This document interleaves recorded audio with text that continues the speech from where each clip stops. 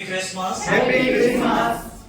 Mission India Bible college Trinity church की ओर से आप सभी को ढेर सारे शुभकामनाएं। प्रभु आप सभी को ब्लेस करे, प्रभु आप सभी को ऊंचा करे, प्रभु आप सभी की जरूरतों को पूरा करे। सभी आनंदित थे। हम काफी समय से हम प्रार्थना कर रहे थे कि हम सभी मिल करके 25 तारीख दिसंबर को हम प्रभु यीशु मसीह का जन्मदिन को मनाएंगे। और ये दिन हमारे लिए साल भर में एक बार आता है और इसीलिए हम सभी धूमधाम के साथ हम मनाते हैं। पिछले दिनों में हमने डेकोरेशन किया, नए नए कपड़ा पहने, खरीदा, अपना घर को सजाया, साफ सुथरा किया और राशन पानी में हमने भरा, यानी हमने प्रिपेयर किया ताकि इस जन्मदिन को हम धूमधाम के साथ मना सके। हालेलुया। इस समय हम सुनेंगे मत्ती यीशु समाचार उसका दूसरा अध्याय 1 वचन से लेकर 12 वचन तक हम पढ़ेंगे। उसने ऐलान किया, तुम जाओ। प्रभु यीशु जहां पर एक मसीहा जन्म है, जहां पर एक अधिकारी जन्म है, वहां पर एक अधिपति जन्म है, वहां पर जा करके तुम मिल के आओ और वहां का एड्रेस मुझे बताना ताकि मैं भी जाऊं और मैं क्या करूं, उसे प्रणाम करूं। ज्योतिषियों ने सोचा कितना अच्छा राजा है, हमें जाने के लिए बोल रहा है, हमें मदद कर रहा है, तो इसी रास्ता से जाएंगे और उसी रास्ता से वापस रिटर्न आ जाएंगे।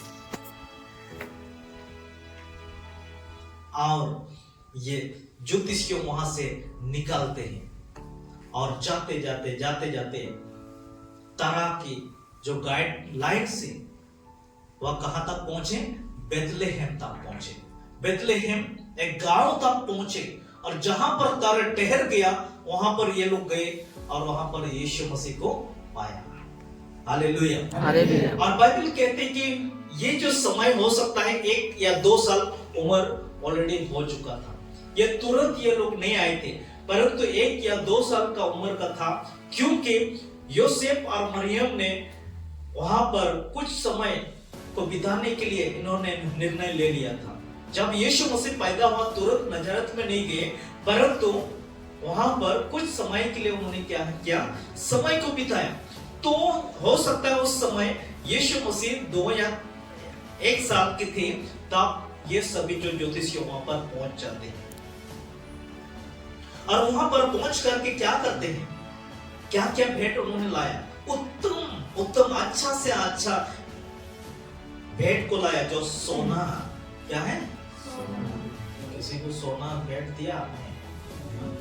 हाँ, पैसा दिया होगा, है क्या, चांदी दिया होगा, सोना हीरा तो थोड़ा मुश्किल है कि मैंने भी किसी को सोना का भेंट नहीं दिया, क्योंकि सोना एक मूल्यवान है, एक क्या उसका कीमत ज्यादा है। सोना, लोबन और गंधरस की भेंट चढ़ाई। तो आप सोचो कि इसीलिए ये ज्योतिषियों को बुद्धिमान कहा जाता है, क्योंकि उन्होंने क्या किया, जहां पर यीशु मसीह पैदा हुआ है, इस बात को तारा को देख करके, आकाश में जो घटना घट रहा है उसे देख करके यीशु मसीह को ढूंढ के निकाला है। और यीशु मसीह के लिए क्या लाया उन्होंने, स्पेशल गिफ्ट लाया। कितना प्रकार के गिफ्ट, 3 प्रकार के गिफ्ट, सोना, लोबन और गंधरस को लाया और यीशु को भेंट चढ़ाए। हालेलुया। देखो, जब हम यूहन्ना सुसमाचार 15:16 में इस प्रकार लिखा है कि तुमने मुझे नहीं चुना परंतु मैंने तुझे चुना है और नियुक्त किया है कि तुम जाकर फल लाओ और तुम्हारा फल बना रहे, ताकि जो कोई तुम पिता से मांगो वह तुम्हें दे। लेकिन ज्योतिषियों और हमारे में यही डिफरेंस है कि उन्होंने यीशु मसीह का जो जन्म होना, कहां पर जन्म होना और किस प्रकार जो ना राइट टाइम पर जन्म होना, ये सभी स्टडी करके, अध्ययन करके वहां तक पहुंचे। उन्होंने खोज किया, उन्होंने संघर्ष किया, उन्होंने इन बातों की स्टडी करने के लिए अध्ययन करने के लिए उन्होंने कई समय को लगा दिए, लेकिन आपके जीवन में देखो, हमारे जीवन में देखो, आसानी से सुसमाचार पहुंचा है प्रियो। आप आए नहीं होंगे कि पास्टर के पास आप गए नहीं होंगे, पास्टर मुझे बताओ यीशु मसीह के बारे में। मेरा जीवन में मैंने किसी को पूछा नहीं यीशु मसीह के बारे में, क्योंकि मैं बचपन से मैं मसीह में था, लेकिन मेरा जीवन अच्छा नहीं था।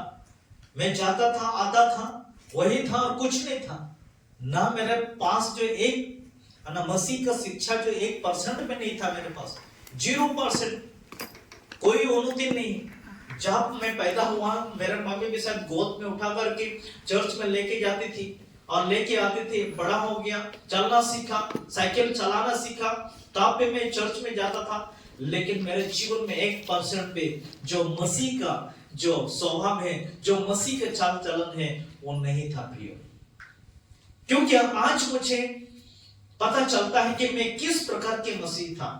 वो मसीह जीवन नहीं था, नाम मात्र का था। मैं एक नाम का मसीह था, लेकिन मसीह का स्वभाव क्योंकि मेरे अंदर मुझे दिखाई नहीं देता। तो उस समय मुझे पता नहीं चला।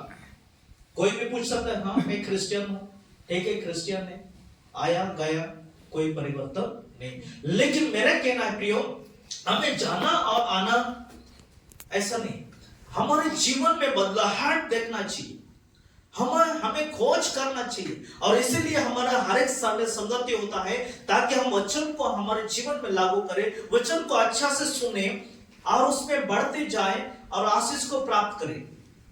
शैतान बड़ा चालाक है, वो कहते हैं तुम जाओ। हेरोद राजा ने क्या कहा, तुम लोग जाओ और ठीक ठीक मालूम करके आओ, अब दूसरे रास्ता से मत जाना, वापस वही रास्ता से आ जाना और मुझे बताना कि किस स्थान पर जन्मा हुआ है, ताकि मैं भी जाकर के क्या करो, प्रणाम करो। आज शैतान पे बड़ा चालाक है, तुम चर्च में जाओ, कोई बात नहीं, कोई रुकावट नहीं, लेकिन तुम्हारे जीवन को परिवर्तन मत करना।